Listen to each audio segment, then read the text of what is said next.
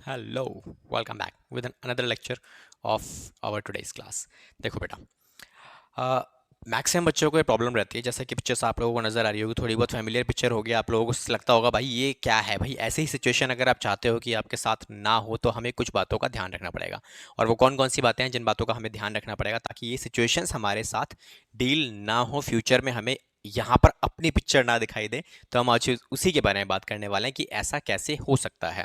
ठीक है, because most of the time कुछ बच्चों ने शायद 11th क्लास के भी एग्जाम्स आप देख के आए हो। हमारा जो लेक्चर होने वाला है वो आज का होने वाला है कि 12th क्लास में जो आपके फाइनल एग्जाम्स होंगे या फिर एग्जाम का टाइम आता है या फिर प्री बोर्ड वगैरह आते हैं, फिर जो भी एग्जाम्स वगैरह आपके आने वाला है, तो एग्जाम से जस्ट एक दिन पहले हमारे साथ कुछ ऐसी सिचुएशंस होने लग जाती है कि भाई इतना सारा कोर्स हमारे पास अवेलेबल है और हमें समझ में नहीं आता कि यार क्या करें, कहाँ से पढ़ाई स्टार्ट करें। इतना सारा कोर्स पड़ा हुआ है, टाइम बहुत कम हमारे पास अवेलेबल है, ठीक है, सब कुछ बिखरा हुआ और कुछ भी समझ में नहीं आता कि यार क्या किया जाए इस वाली सिचुएशंस के अंदर। ठीक है, यहाँ पे अगर देखा जाए तो यहाँ पर भी एक स्टूडेंट बैठा हुआ है और यहाँ पर भी इसकी भी सेम सिचुएशन अवेलेबल है कि भाई इसे भी समझ में नहीं आ रहा कि भाई हम कहाँ से स्टार्ट करें और कहाँ पे ख़त्म करें, कि हमें भी कुछ समझ में नहीं आ रहा। तो ऐसे सिचुएशन अगर आपको फेस नहीं करनी है, आप चाहते हो भाई हमारे साथ ये चीज़ें ना हो, तो हमें किन किन बातों का ध्यान रखना है इन फ्यूचर, तो हम आज उन सभी पॉइंट्स के ऊपर बात करने वाले हैं। ओके, तो बिना वेस्ट किए हुए अपने लेक्चर पे स्टार्ट करते हैं। तो बेटा पहली पॉइंट आपको ध्यान रखना है, तो सबसे पहला पॉइंट जो आपको ध्यान में रखना है वो कौन सा पॉइंट होने वाला है। तो बेटा सबसे पहले देखो, जब भी आप पढ़ाई कर रहे हो, जब भी आप देख रहे हो, तो इन फ्यूचर आपको क्या करना चाहिए। सबसे पहला काम, कीप अप डेली, मतलब हमेशा क्या करना है, डेली कुछ ना कुछ नया सीखना है।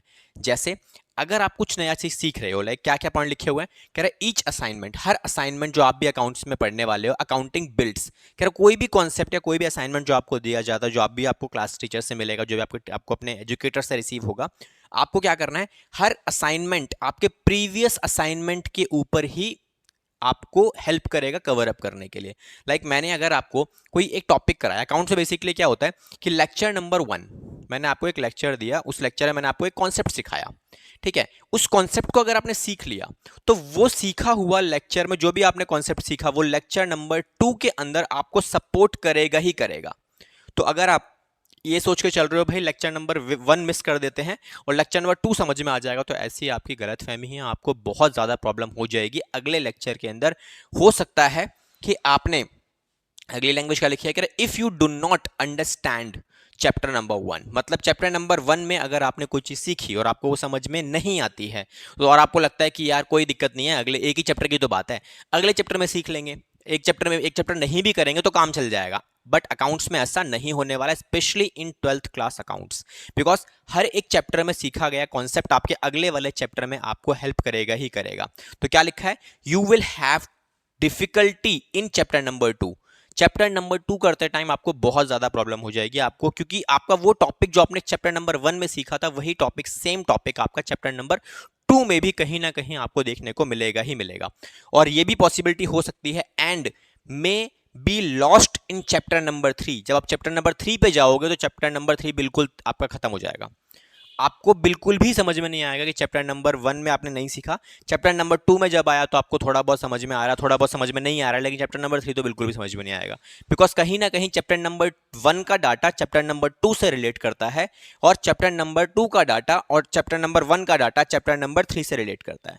तो हर एक चीज इंटरकनेक्टेड आपको देखने को मिलेगी, हर एक लेक्चर आपका प्रीवियस वाले लेक्चर में सिखाए गए टॉपिक से कनेक्टेड ही आपको देखने को मिलेगा। ठीक है, तो आप ये सोचो कि भाई एक चैप्टर छोड़ देते हैं तो अगला चैप्टर समझ लेंगे, नहीं होने वाला, बहुत प्रॉब्लम हो जाएगी। ठीक है, क्या लिखा हुआ है, एज यू आर रीडिंग, जैसे जैसे आप पढ़ रहे हो क्या लिखा है, आप हमेशा क्या करते जाओ, नोट डाउन करते जाओ। क्या क्या क्या नोट डाउन करना है आपको, पॉइंट्स ऑफ कंफ्यूजन, जहां पर भी आपको कंफ्यूजन हो रही है, आपने चैप्टर नंबर 1 पढ़ा, आपको कंफ्यूजन हुआ, आपने क्या किया बेटा, आपने उसके नोट्स बना लिए। ठीक है, तो जब आप नोट्स बनाते हो तो नोट्स बनाने में बेसिकली क्या होता है, आपको अंडरस्टैंडिंग मिलती है कि हाँ भाई मुझे ये टॉपिक पूछना है, मुझे इसमें कंफ्यूजन हो रही है। कंफ्यूजन हो रही है तो उस कंफ्यूजन को दूर करने के लिए टीचर्स अवेलेबल हैं, जहाँ से भी आप मेंटोर, जो भी आपका मेंटोर है, जो भी जिससे भी आप गाइडेंस ले रहे हो, चाहे स्कूल का टीचर हो गया, चाहे आप प्राइवेट क्लासेस ले रहे हो, चाहे आप ग्रुप स्टडीज में पढ़ रहे हो, तो जाके उस कंफ्यूजन को उसी टाइम आप उसे दूर कर लो। दूर करने से क्या होगा कि वो आपकी कंफ्यूजन वहीं क्लियर हो जाएगी और जब वो टॉपिक अगले वाले टॉपिक में अगले चैप्टर के अंदर आपको देखने को मिलेगा तो आपको वहां बिल्कुल भी प्रॉब्लम नहीं आने वाली। ओके, उसके बाद अगर समझ में आ जाता है, नोट डाउन आपने कर लिया, नोट डाउन करने के बाद अगला पॉइंट क्या लिखा है, ask these questions in class. आपको क्या करना है, उन क्वेश्चंस को क्लास में ही डिस्कस कर लेना है कि हाँ सर मुझे समझ में नहीं आया, एक काम कीजिए दोबारा इस टॉपिक को समझा दीजिए या फिर दोबारा एक बार दोबारा समझा दीजिए या फिर पॉइंट आउट पूछ लीजिएगा, ठीक है। इफ नॉट क्लियर्ड, ठीक है, अगर आपको क्लैरिफाई नहीं है, वो टॉपिक आपको समझ में नहीं आया, तो क्या करना है आपको, उस टॉपिक को वहीं क्लैरिफाई कर लेना है। पॉइंट नंबर 1 ये आपको ध्यान रखना है, और ये डेली बेसिस पे आपको करना है। आप ये नहीं आप 10 दिन किया फिर उसके बाद छोड़ दिया, फिर उसके बाद किया फिर उसके बाद छोड़ दिया, ऐसा नहीं करना है। हमेशा हर एक चीज को अगले टॉपिक पर जाने से पहले आपको अपने पहले वाले टॉपिक को पूरी तरीके से कवर अप करके चलना है, तभी आप चैप्टर नंबर 2 पे जा पाओगे और आपको समझ में आएगा चैप्टर नंबर 2। ओके, तो फ्रॉम दिस आपको ये पॉइंट समझ में आ गया होगा आई गेस। अब आ जाओ अगले पॉइंट पे। तो बेटा अगला पॉइंट हमारे पास क्या है, बेटा यहाँ पे अगला पॉइंट क्या लिखा है, फोकस ऑन अंडरस्टैंडिंग वाई। मैंने मैक्सिमम स्टूडेंट्स को देखा है कि भाई उनकी प्रॉब्लम होती है। अब मैक्सिमम टाइम क्या है, अगर आप, ठीक है, 2 पॉइंट होते हैं बेटा, कैसे, कि कोई भी क्वेश्चन मैंने आपको दिया, मैंने बोला भाई इस क्वेश्चन का सॉल्यूशन निकालो, तो 2 टाइप्स के स्टूडेंट मैंने देखे हैं। एक स्टूडेंट वो जो हमेशा इस चीज के ऊपर फोकस रखता है कि भाई ये टॉपिक मैंने कराया तो इस टॉपिक का सॉल्यूशन कैसे होगा, एक वो स्टूडेंट हुआ। और एक स्टूडेंट पूछता है कि भाई क्या होगा, ठीक है, कि भाई क्या होगा सॉल्यूशन। अब मुझे एक बात बताओ कि कौन सा वाला बच्चा ज्यादा अच्छे से पढ़ाई कर रहा है, कैसे वाला या फिर क्या वाला। जो ये पूछ रहा है कि सॉल्यूशन क्या होगा, इसका मतलब क्या है, वो उसके पीछे के साइकोलॉजी को नहीं समझ रहा, उसके पीछे के कॉन्सेप्ट को नहीं समझना चाहता। वो ये बताना, जो पूछना चाहता है कि भाई मुझे बस आंसर बता दो। It is just like that कि मैंने आपको बोला कि भाई आप एक मल्टीप्लिकेशन मुझे बताओ, 17 मल्टीप्लाई बाय में 18, आप इसका मल्टीप्लिकेशन मुझे बता दो। तो मैंने क्या किया, मैंने उसका आंसर सिंपल से निकाल के दे दिया कि हाँ भाई ये पकड़ो, इसका सॉल्यूशन ये होना चाहिए। लाइक मैंने आपको क्या किया, मैंने कैलकुलेटर हमारे पास अवेलेबल है, क्योंकि कैलकुलेटर आपको बता देता है कि इसका सॉल्यूशन क्या होगा, ठीक है। भाई ये इसका सॉल्यूशन है 306, मल्टीप्लाई करें कितनी वैल्यू आने वाली है, 306 आने वाला है। बट ये हो गया क्या, बट कोई अगर आपसे पूछे सर 306 कैसे आया, दैट मीन्स वो ये जानना चाहता है कि इसके पीछे का लॉजिक क्या है, इसके पीछे का कॉन्सेप्ट क्या है। तो आपको हमेशा वाई के ऊपर फोकस रखना है, ना कि वट के ऊपर। क्लियर है, ठीक है। तो देखो क्या लिखा हुआ है यहाँ पे सिंपल सी लैंग्वेज में, मैंने आपको भाई बहुत सारी चीजें बताई अभी। तो आपको हमेशा क्या करना है, आपको हमेशा फोकस रखना है बेटा किसके ऊपर, वाई के ऊपर, कि भाई कैसे हो रहा है ये सॉल्यूशन आपका। कोई भी चीज अगर मैं आपको प्लस कर रहा हूं या माइनस कर रहा हूं तो वो प्लस ही क्यों हो रही है। कोई भी पर्टिकुलर आइटम अगर मैं डेबिट साइड पे रिकॉर्ड कर रहा हूं तो वो डेबिट साइड पे ही रिकॉर्ड क्यों हो रहा है। क्रेडिट पे कर रहा हूं तो क्रेडिट पे क्यों हो रहा है ना। कोई वैल्यू अगर ट्रांसफर हो रही है एक अकाउंट से दूसरे अकाउंट के अंदर, तो वो उस अकाउंट में ही क्यों ट्रांसफर हो रही है। इसके पीछे आपको ज्यादा फोकस रखना है। तो ये इसके ऊपर ही जब आप फोकस रखना शुरू कर दोगे तो आपका अंडरस्टैंडेबल का जो लेवल है ना, वो बहुत ज्यादा इंक्रीज होना शुरू हो जाएगा और आपको समझ में आना शुरू हो जाएंगी चीजें बहुत आसानी से। क्लियर। तो क्या लिखा है, this is a technical subject. कह रहा है पूरा जो अकाउंटिंग का सब्जेक्ट है आपका पूरी तरीके से बेटा टेक्निकल सब्जेक्ट है। आपको आप ये सोचो कि आप रट्टाफिकेशन मार के चले जाओगे और एग्जाम देके आ जाओगे, नहीं होने वाला। लिटरली बता रहा हूं नहीं होने वाला। This is the only reason कि भाई ओपन बुक एग्जाम सीबीएसई ने डिक्लेयर किया है, लेकिन वहां पर अकाउंट्स के अंदर वो ऑप्शन अवेलेबल नहीं है। Trust me on that. अगर हो भी जाता, टीचर्स अगर सीबीएसई वाला गाइड सीबीएसई बोल भी देता कि चलो ठीक है हम अकाउंट्स में भी आपको ओपन बुक एग्जाम फैसिलिटी दे देते हैं, किसी प्रकार का कोई बेनिफिट स्टूडेंट्स को वहां नहीं मिलने वाला। इसका रीजन सिंपल सा ही है कि हर एक क्वेश्चन जो प्रैक्टिकल फॉर्मेशन क्वेश्चंस होते हैं उनका सॉल्यूशन आपको नहीं मिलेगा, आपको बुक में नहीं मिलने वाला। जब तक आपको कॉन्सेप्ट समझ में नहीं आता तब तक आपको सॉल्यूशन नहीं मिलने वाला। ठीक है। तो अगर आपने कुछ भी सीख लिया, लाइक मल्टीप्लिकेशन का कॉन्सेप्ट अगर आप सीख जाते हो बेटा, तो आपको कितने से बड़े मल्टीप्लिकेशन में आपको दे दूं, आप आराम से कर लोगे। ठीक है। जैसे मैंने आपको अभी एग्जांपल लिखा था, मैंने 17 इंटू में 18। ठीक है। अगर आपको 17 का टेबल आता है तो आराम से कर लोगे, लेकिन अगर मैं यहां पे आपको इतना मल्टीप्लाई बाय 76 दे दूं तो भी आप आराम से कर लोगे, because you know the concept of multiplication. ठीक है। आपको हमेशा इसीलिए बोल रहा हूं वाई पे फोकस रखो हमेशा, आप कभी भी मार नहीं खाओगे, आपको सारी चीजें समझ में आना शुरू हो जाएंगी। ठीक है। तो फोकस ओनली ऑन वाई। ठीक है। टेक्निकल सब्जेक्ट होने की वजह से क्या होता है, कह रहा with its own set of rules. भाई अकाउंट्स में अपने खुद के सेट ऑफ रूल्स हैं। डेबिट के अपने रूल हैं, क्रेडिट के अपने रूल हैं, एसेट्स के अपने रूल हैं, लायबिलिटीज के अपने रूल हैं। ये सारे rules of debit and credit हमने ऑलरेडी 11th क्लास के अंदर डिस्कस किए हैं, मैंने आपको डिटेल में समझा रखा है। अगर आपने मेरे वो लेक्चर जाके नहीं चेकआउट किया, जरूर जाके चेक कीजिएगा rules of debit and credit का। आपको सारे रूल्स एंड रेगुलेशंस क्या होते हैं, पर्सनल अकाउंट का रूल क्या है, रियल अकाउंट का रूल क्या है, नॉमिनल अकाउंट का रूल क्या है, ये सारे rules and regulations, principles of accounting, सब कुछ 11th क्लास के लेक्चर्स में ऑलरेडी कवर्ड अप है। मेरा दोबारा से सेशन स्टार्ट होगा 11th क्लास का, मैं वहां दोबारा से सारी चीजें कराऊंगा। तो आप जाके जरूर से अपने 11th क्लास के बेसिक जो कॉन्सेप्ट है उसको ध्यान रखिएगा। ठीक है। आगे क्या लिखा है, however once you learn the basic rules. एक बार आपको बेसिक समझ में आ गया ना, ट्रस्ट मी यार, कि आपको अकाउंटिंग में ना इंटरनली लॉजिकल समझ में आ जाएगा कि भाई कोई भी डाटा अगर रिकॉर्ड किया जा रहा है तो वो कैसे किया जा रहा है, वो लॉजिक समझ में आ जाए आपको, बस यार बहुत प्रॉब्लम सॉल्व हो जाएंगी आपकी, बहुत ज्यादा हेल्प हो जाएगी आपको, भाई कुछ भी याद रखने की जरूरत नहीं है। ठीक है, जैसे फिर उसके बाद क्या लिखा है बेटा, स्ट्रीव फोकस करो किसके ऊपर, understand why items are handled in a certain way. इसका मतलब क्या है कि आप हमेशा इस चीज के ऊपर ज्यादा फोकस बनाओ कि भाई किसी भी आइटम को ना किसी पर्टिकुलर पैटर्न में अगर हम यूज कर रहे हैं, जैसे मैंने 11th क्लास का एग्जांपल लूं, 11th क्लास में बेटा आप फाइनल अकाउंट पढ़ के आए हो, तो कमेंट्स में बताना जरा कि प्रीपेड एक्सपेंसेस को पीएनएल अकाउंट के अंदर क्या ट्रीटमेंट किया जाता है। प्रीपेड एक्सपेंसेस का ट्रीटमेंट होता है बेटा माइनस होता है, तो जरा मुझे कमेंट से बताना कि भाई माइनस ही क्यों होता है ये एक्सपेंसेस। और आउटस्टैंडिंग एक्सपेंसेस का जो डाटा है अगर एडजस्टमेंट में गिवन है तो हम उसे क्या करते हैं बेटा, प्लस करते हैं। तो अगर आपको इसके पीछे का लॉजिक पता है ना, एक तो होता है रट्टाफिकेशन, टीचर बोलता है भाई प्रीपेड एक्सपेंस मिलता है, काम करो माइनस कर देना प्रॉफिट एंड लॉस में से। आउटस्टैंडिंग एक्सपेंस मिलता है, टीचर बोलता है सीधा उठाओ बेटा प्लस कर देना, क्यों कर देना। Ask these type of questions, हमेशा टीचर से जाके पूछो सर क्यों करना चाहिए प्लस माइनस। मैं अपने स्टूडेंट्स को कभी भी इस तरीके से नहीं बोलता कि आपको याद कर लेना है, प्लस करना है प्लस कर दो, outstanding expenses prepaid expenses minus करना माइनस कर दो। अबे क्यों करना है भाई, रीजन तो बताओ। जिस दिन रीजन के पीछे भागना शुरू कर दिया तो नंबर अपने आप आएंगे, है ना। 3 इडियट्स में मूवी देखी आप लोगों ने, कह रहा भाई साहब एक बार लॉजिक के पीछे भागना शुरू करो, नंबर्स झक मार के आएंगे। सही बात है एकदम। ठीक है, तो जिस दिन आपने ये वाई के पीछे भागना शुरू कर दिया ना, तो मार्क्स के पीछे भागने की जरूरत नहीं है भाई, अपने आप ही आने वाले मार्क्स तो। ठीक है, तो ये आपको ध्यान रखना है। If you understand, if you can understand why, जिस दिन आपने वाई समझना शुरू कर दिया, there is very little to memorise. आपको याद रखने में भाई दिक्कत ही नहीं है भाई, याद ही नहीं करना। अब आज के टाइम पे मैं ये मान के चलता हूं भाई, टेबल किस किस को आते हैं, सही से बताना, टेबल किस किस को आते हैं। जिसको जहां तक टेबल आते हैं कमेंट बॉक्स में बताओ कि सर हमें यहां तक टेबल आते हैं।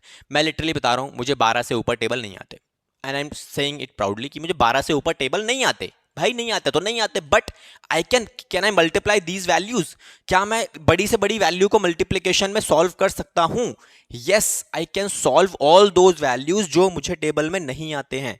मैं कहता हूं भाई मुझे टेबल नहीं आते तुम, लेकिन फिर भी मैं 206 को मल्टीप्लाई कर सकता हूं, कितने से, 17 से। ठीक है, ये मल्टीप्लीकेशन मैं कर सकता हूं पॉसिबल, मुझे याद रखने की जरूरत नहीं है भाई। क्यों? क्योंकि मुझे मल्टीप्लीकेशन का कॉन्सेप्ट पता है। तो जिस दिन आपके ये लॉजिक्स क्लियर हो जाएंगे ना, वाई वाला कॉन्सेप्ट क्लियर हो जाएगा, उस दिन आपको बहुत कम चीजें हैं जो आपको याद रखनी पड़ेंगी। ठीक है, अकाउंटेंसी डिफिकल्ट नहीं है, डिफिकल्ट केवल उसके लिए है जो वट के पीछे भागता है, जो वाई के पीछे भागेगा। इनिशियल लेवल में थोड़ा प्रॉब्लम होगा, लेकिन आपको समझ में आ जाएगा और वो लाइफ लॉन्ग तक याद रहेगा, आपको बहुत अच्छे से प्रॉब्लम नहीं आने वाली। ठीक है, आगे क्या लिखा है, बी क्रिटिकल। ठीक है, आप क्रिटिकल बनो भाई। क्रिटिकल का मतलब क्या होता है भाई, क्वेश्चंस पूछो, जितने क्वेश्चंस पूछ सकते हो। कह रहा है ask me to explain the reason for accounting. कह रहा भाई रीजन पूछने की आदत डालो, हैबिट डालो पूछने की, पूछो सामने से कि भाई मुझे समझ में नहीं आ रहा सर, ये दोबारा बता दो एक बार। I will explain you each and everything with logics. ठीक है, आप मेथड्स को पूछो, अकाउंटिंग मेथड्स पूछो भाई, कैसे कैसे हो रहे हैं। दैट यू डोंट अंडरस्टैंड, जो भी समझ में नहीं आ रहा है, आस्क योर टीचर्स, मेंटोर से पूछो, टीचर से पूछो, स्कूल में भाई परेशान कर दो यार, ये बच्चा इतने सवाल पूछता है। और एक बात और बता दूं लॉजिकली, जिस दिन आपने इस तरीके के क्वेश्चंस पूछना शुरू कर दिया टीचर से कि भाई मुझे समझ में नहीं आ रहा सर एक बार बता दो, ठीक है, आप टीचर की ना नजरों में बैठ जाओगे। तो टीचर पूरी क्लास में आपके ऊपर स्पेशल अटेंशन बना के बैठेगा और बोलेगा भाई इसको समझाना जरूरी है। तो टीचर अपना बेस्ट निकाल के देगा और आपकी वजह से बाकी बच्चों का भी बेनिफिट होने वाला ही है। ठीक है, और आप जब टीचर की नजरों में बैठ जाते हो ना, तो वाइवा के अंदर हो गया, आपको मार्क्स गेन करना बड़ा आसान हो जाता है, क्योंकि टीचर की नजरों में आपका नाम है। उसको ये याद नहीं रखना पड़ेगा भाई इस बच्चे का नाम क्या है। ठीक है, तो पूछो, जितना पूछोगे उतना समझ में आएगा। सवाल पूछोगे तब तो जवाब मिलेगा ना। आप जवाब सोचते हो जवाब, मेरे सवाल का जवाब मिल जाए, लेकिन उसके लिए भाई मुंह खोलना पड़ता है। ठीक है, किसी भी टीचर के अंदर भाई वो क्या कहते हैं, वो एवेंजर्स की वैंडा वाला वो नहीं है भाई, किसी के पास वो पावर वगैरह नहीं है कि बिना देखे आपको हाथ लगाया या फिर आपको देख लिया और बस वो पता लग गया कि टीचर आपके माइंड में क्या चल रहा है, वो नहीं है। आस्क, ठीक है, जितना पूछ सकते हो उतना पूछो, नहीं समझ में आ रहा है मुंह खोलो, बात करो। ठीक है, तो ये पॉइंट्स आपको ध्यान रखने हैं। क्लियर? चलो अगले पॉइंट पे आते हैं। तो बेटा अगला पॉइंट क्या है, अगला पॉइंट हमारे पास निकल के आता है, सिंपल सा पॉइंट है। कह रहा है work problems to understand how. ठीक है, कह रहा है वर्क प्रॉब्लम्स, कह रहा है प्रॉब्लम्स को आप डील करो कि कैसे आपकी प्रॉब्लम्स को किया गया है। ठीक है, हाउ कैसे किया गया है भाई। ठीक है, क्यों किया गया है, पीछे हमने क्या देखा, क्यों। अब हम क्या देख रहे हैं, हाउ। ठीक है, कि प्रॉब्लम्स को तो आप सॉल्व कर रहे हो, लेकिन आपने क्या पूछा था पीछे कि भाई क्या है वाई, वाई का मतलब क्या है कि भाई कैसे, वाई का मतलब क्या होता है, क्या किया जा रहा है, ठीक है, क्यों। अब ये क्या है, वाई, हाउ का मतलब क्या होता है बेटा, कैसे। ठीक है, कि कैसे किया जा रहा है इसको अंडरस्टैंड करो। ठीक है, वर्क प्रॉब्लम्स टू अंडरस्टैंड, आपको प्रॉब्लम्स को अंडरस्टैंड करना है। ठीक है, अच्छा, इसमें पहला पॉइंट क्या लिखा हुआ है, you may be able to understand Y.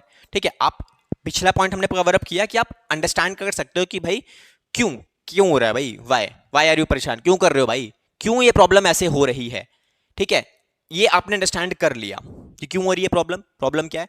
अब आपको अंडरस्टैंड करना है, but you must also be able to work problems to demonstrate your understanding. आपको अपने अंडरस्टैंडिंग को और ज्यादा अच्छा करना, तो क्या करना पड़ेगा, आपको अपने प्रॉब्लम्स को डील करना पड़ेगा, प्रॉब्लम्स को समझना पड़ेगा कि वो सॉल्यूशन कैसे किया जा रहा है। ठीक है, क्यों करना है दैट इज इंपॉर्टेंट। दूसरा बात क्या इंपॉर्टेंट है कि कैसे करना है, ये भी इंपॉर्टेंट है। ठीक है, क्या करना है वो इंपॉर्टेंट नहीं है, प्रॉब्लम क्या है कि क्यों करना है। कोई भी प्रॉब्लम अगर आपको मेरी क्लासेस अटेंड करनी है फॉर एग्जांपल, क्यों करनी है, पहली बात तो ये इंपॉर्टेंट है। अब आपको समझ में आ गया कि क्यों करना है, फिर उसके बाद अगला स्टेप क्या आता है बेटा, कैसे करना है। ठीक है, कैसे इंपॉर्टेंट है, तो कैसे भी इंपॉर्टेंट है। कैसे क्या, ये तो हमने पहले भी बात कर रहा था कि कैसे इंपॉर्टेंट, ज्यादा इंपॉर्टेंट क्या है, कैसे इंपॉर्टेंट है। आगे, बिफोर बिगनिंग अ प्रॉब्लम, किसी भी प्रॉब्लम को स्टार्ट करने से पहले, लाइक आप जो प्रॉब्लम स्टार्ट करने वाले हो, प्रैक्टिकल प्रॉब्लम्स आपको एग्जाम में मिलनी है, अकाउंटिंग में प्रैक्टिकल प्रॉब्लम्स तो मिलेंगी ही। आगे, take a moment and determine how you will step up the problem. आपको क्या करना है, थोड़ा सा टाइम लो अपने पास और उसको सेटअप करो, एक प्लानिंग करो, बेसिकली आप उस प्रॉब्लम को कैसे कैसे डील करने वाले हो, क्या क्या आपके फर्दर स्टेप्स रहने वाले हैं उन सब के बारे में। ठीक है, be neat and orderly and show all your workings. ठीक है, आपने कोई प्रॉब्लम सॉल्व किया तो वो कैसे किया, वो आपको मल्टीप्ली कैलकुलेशन वगैरह आपको दिखानी है, प्रॉपर तरीके से दिखानी है, क्योंकि वर्किंग नोट्स वगैरह एक पार्ट है आपका अकाउंट्स के अंदर। अगर आप किसी भी कोई बेसिक कैलकुलेशन कर रहे हो तो कोई दिक्कत वाली बात नहीं है, बट अगर आपने कोई कॉम्प्लेक्स कैलकुलेशन करके कोई कैलकुलेशन दिखाई, आपने कैलकुलेट की है कोई वैल्यू, तो वो पर्टिकुलर कैलकुलेशन आपको अपने वर्किंग नोट्स में दिखानी है कि आपने कैसे किया, वो भी इंपॉर्टेंट है। ठीक है, तो क्या करना है, आपको डेवलप करनी है, डेवलप एन ऑर्डरली मेथडोलॉजी। आपको एक मेथडोलॉजी क्रिएट करनी पड़ेगी अपनी प्रॉब्लम्स को सॉल्व करने के लिए, जो कि आपको हेल्प करेगी किसमें, आपके सॉल्यूशन को, आपके थॉट्स को ऑर्गेनाइज करने में, and make exam taking less stressfully. आप अपने एग्जाम्स में ज्यादा स्ट्रेस नहीं लोगे, आपको सिंपल वे में, आपको एक मेथड आपने बना लिया कि भाई इस काम को ऐसे ऐसे ऐसे करना है। ठीक है, हो गया हमारा काम। ठीक है, जैसे भाई मुझे पता है मुझे सिंपल से चाय बनानी है, चाय बनाने के लिए क्या चाहिए मुझे, अब चाय बनाने के लिए यार सिंपल से मेरे पास क्या है, सबसे पहले मैं गैस स्टोव को ऑन करूंगा, पहला स्टेप हो गया। उसके बाद क्या है, उसके ऊपर फ्राई पैन रखूंगा, ये दूसरा स्टेप हो गया। फिर उसके अंदर तीसरा स्टेप क्या हो गया भाई, पानी वगैरह डालूंगा, फिर चाय पत्ती डालूंगा उसके अंदर। ठीक है, फिर उसके बाद क्या होगा, अगला स्टेप दूध हो गया मेरे पास, फिर अदर एलिमेंट्स डालूंगा और अब उसको बॉयल करता रहूंगा, सिंपल, दैट्स इट। तो ये क्या है बेसिकली, ये हो गया हाउ वाला काम कि मैंने कैसे चाय बनानी है। ये मेथडोलॉजी आपको क्रिएट करनी पड़ेगी, you have to prepare some steps.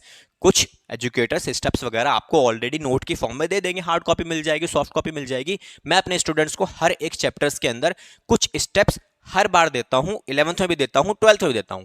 मैंने ऑलरेडी क्रिएट किए हुए हैं सारे स्टेप्स, मेरे पास वो मेथोडोलॉजी ऑलरेडी क्रिएटेड है, जिन स्टेप्स को अगर आप प्रॉपरली फॉलो करोगे विदाउट एनी कैलकुलेशन एरर, तो आपके answers at the end of those steps आने ही आने हैं। पूरी तरीके से सारे स्टेप्स जस्टिफाइड हैं, टेस्टेड हैं, बार बार मैंने टेस्टेड किए हुए हैं, ऑलरेडी मेरे को 17 से 18 साल हो चुके हैं, 17 ईयर्स का आप एक्सपीरियंस ले सकते हो। 17 साल की पूरी मेहनत इन स्टेप्स को डिजाइन करने में मैंने ऑलरेडी बना रखी है, मैथडोलॉजी मैंने क्रिएट कर रखी है, आपको कोई प्रॉब्लम नहीं होने वाली उसके अंदर। आपको क्या करना है, आप कहीं से गाइडेंस ले रहे हो वहां से ले लो, या फिर खुद से क्रिएट करो। खुद से क्रिएट करोगे थोड़ा टाइम लगेगा, but it will be a worthless. ठीक है, तो इससे बेटर क्या है, आप कहीं ना कहीं, टाइम हमारे पास कम है तो हमें क्या है, स्मार्ट वर्क करना है। स्मार्ट वर्क में क्या होता है, टीचर से सपोर्ट लो, वो बताएंगे आपको कि आपको ये स्टेप्स फॉलो करने हैं, बिकॉज ऑलरेडी वो काफी एक्सपीरियंस लेके बैठे हुए हैं।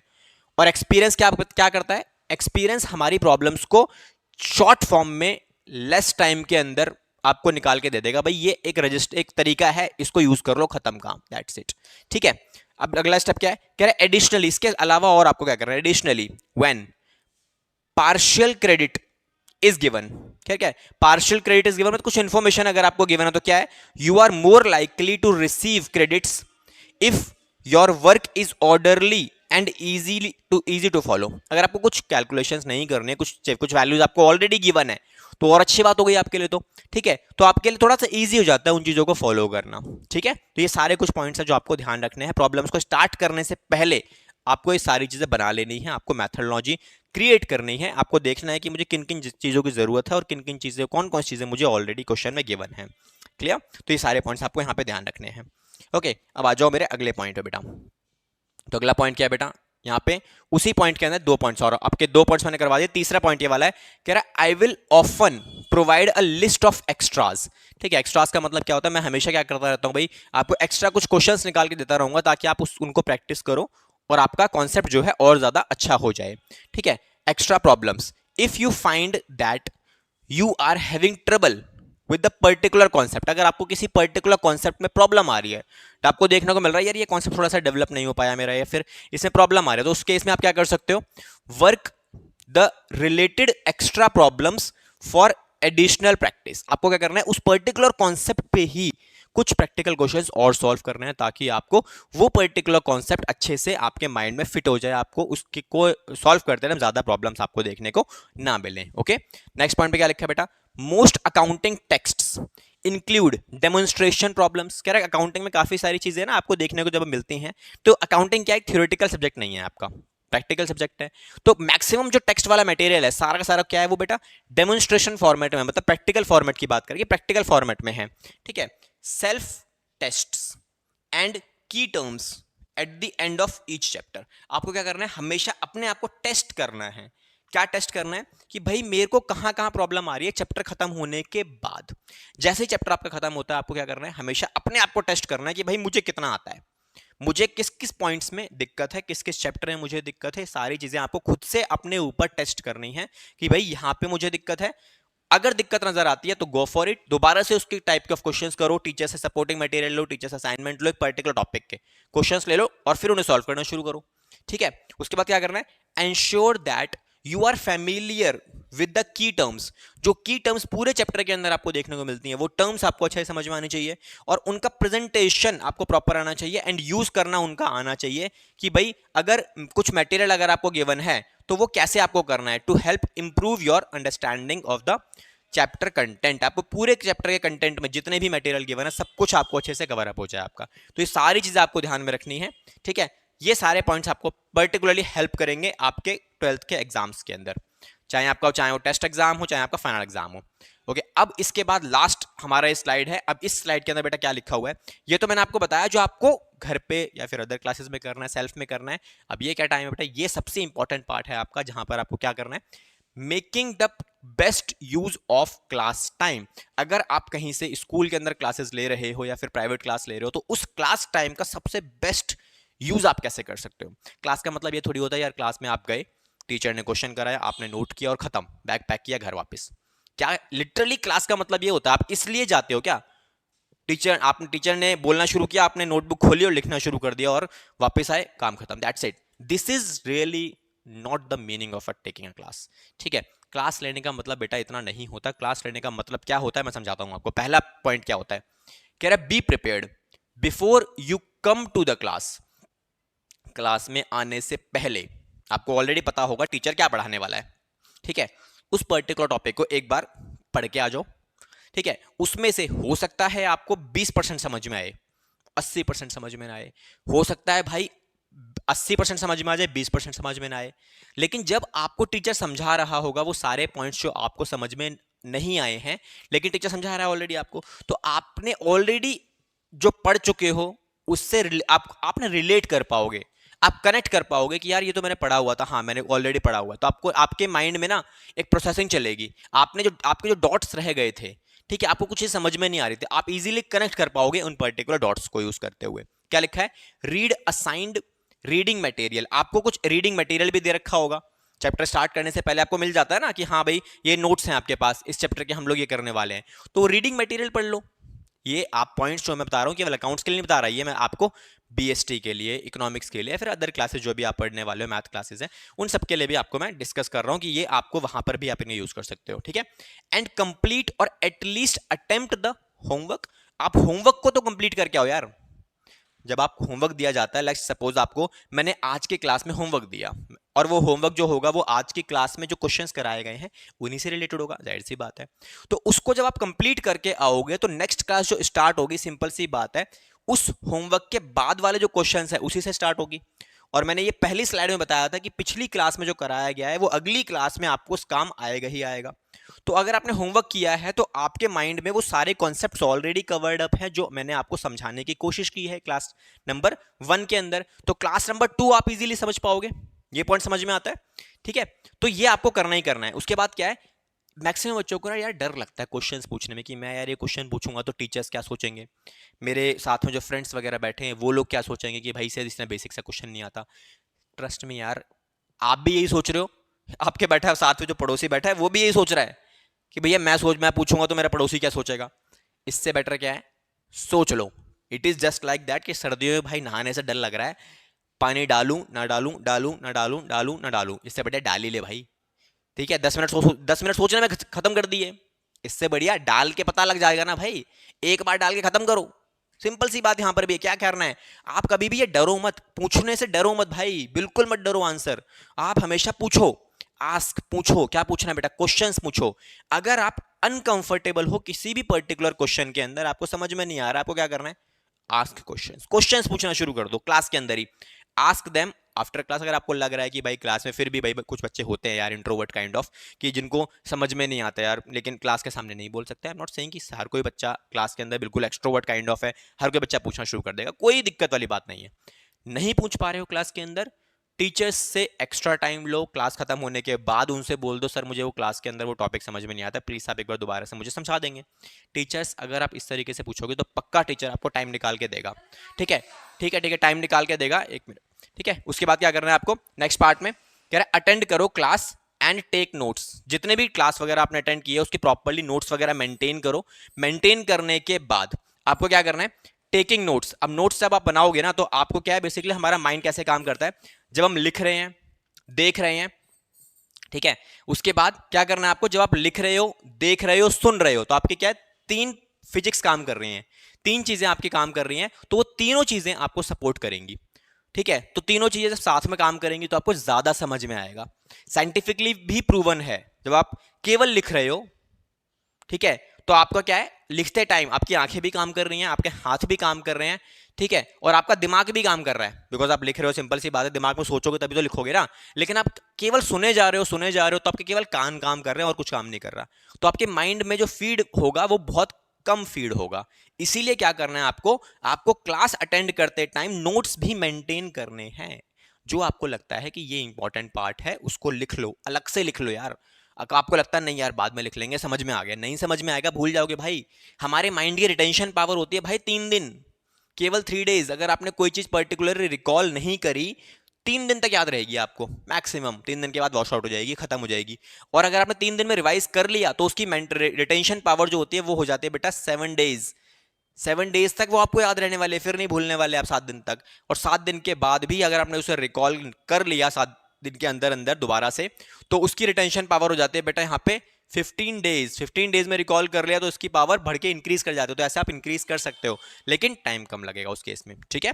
तो नोट्स बनाओ प्रॉपरली, ठीक है। उसके बाद क्या है, ताकि आपको रिमेंबर रख सके मटेरियल वगैरह, आपको याद रहेंगे आराम से। और give you feel for the areas that I think are important, ठीक है। वो सारे इंपॉर्टेंट एरियाज आपको याद रहेंगे जो बहुत ज्यादा इंपॉर्टेंट है आपके लिए समझने के लिए, ठीक है। तो ये पॉइंट्स आपको ध्यान रखने हैं बहुत ज्यादा। उसके अलावा एडिशनली यार मैं आपको हमेशा ना मैं तो मैक्सिमम अपनी क्लास में कवर करता हूँ कि ये सारे मटेरियल्स भी मैं आपको कवर करता रहता हूँ क्लास में, जो आपके टेक्स्ट बुक्स में अवेलेबल नहीं है। In a simple manner, chart form में बना के मैं सारी चीजें ऑलरेडी कवर करता रहता हूँ अपने बच्चों के लिए, ताकि उनको लेस टाइम के अंदर ज्यादा सीखने को मिले। Okay, so with this I am done. इन सभी पॉइंट्स को अगर आप ध्यान रखोगे तो आपको मैक्सिमम टाइम प्रॉब्लम नहीं मिलेगी, आपको सब कुछ समझ में आने वाला है, ठीक है। Okay, so with this thank you so much and all the best. मिलेंगे अपने नेक्स्ट सेशन के अंदर, जिससे मैं आपको कुछ टाइम इंक्रीजिंग टेक्निक्स बताने वाला हूँ, जहाँ पे आप अपने टाइम को इंक्रीज कर सकते हो, एजुकेशन टाइम को, स्टडी टाइम को, कि आप अगर आपको लगता है कि मैं ज़्यादा देर तक नहीं बैठ सकता तो कैसे उसे इंक्रीज किया जाए। ओके, तो मिलेंगे अपने नेक्स्ट लेक्चर में। Thank you so much and all the best.